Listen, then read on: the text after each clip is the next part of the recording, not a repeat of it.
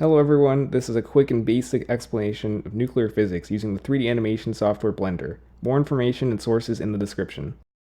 Firstly, nuclear decay. Radioactive particles are unstable and break down into more stable forms while emitting other particles in the process.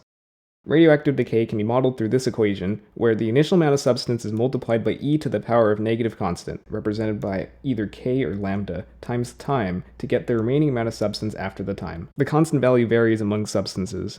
Here's my proof. For more information, there is a Khan Academy link in the description.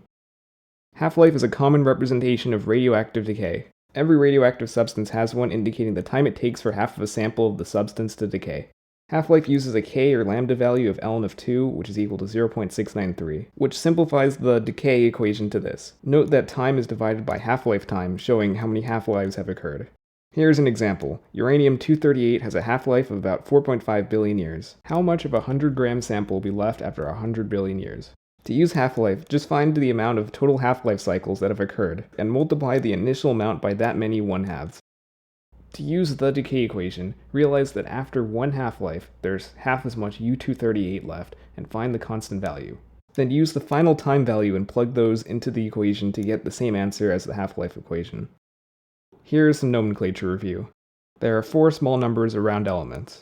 Right superscript indicates charge, right subscript represents the amount of an element. Left superscript indicates the number of nucleons, which are protons and neutrons. Left subscript represents the number of protons. Protons are positively charged particles, neutrons have neutral charge, and electrons have negative charge. There are antimatter versions of these and some other particles, which are indicated by a line over the particle initial. Antiprotons, antineutrons, and positrons are some examples and have opposite charge to their counterparts, yet are similar in size and behavior.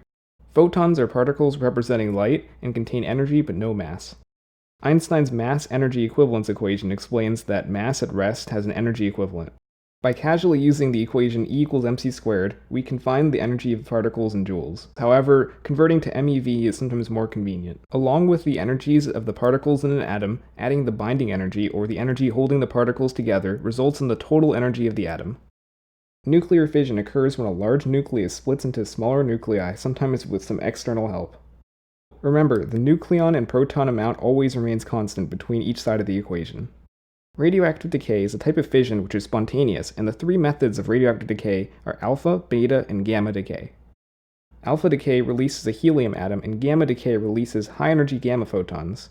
Beta decay releases an electron or a positron from a neutron or an antineutron. We calculate energies on both sides of a beta decay to determine that energy and momentum are not conserved, and there must be some other particle that contains the unaccounted energy and momentum. The neutrino and antineutrino fill the spot and are required results from neutron and antineutron decay. Leptons, like electrons and neutrinos, must be conserved, so if an electron is created, an antineutrino is created as well, and vice versa. Fusion occurs when smaller nuclei combine to larger nuclei. Here is the formation of oganesson. Like in fission, the nucleon and proton amount remains constant between each side of the equations.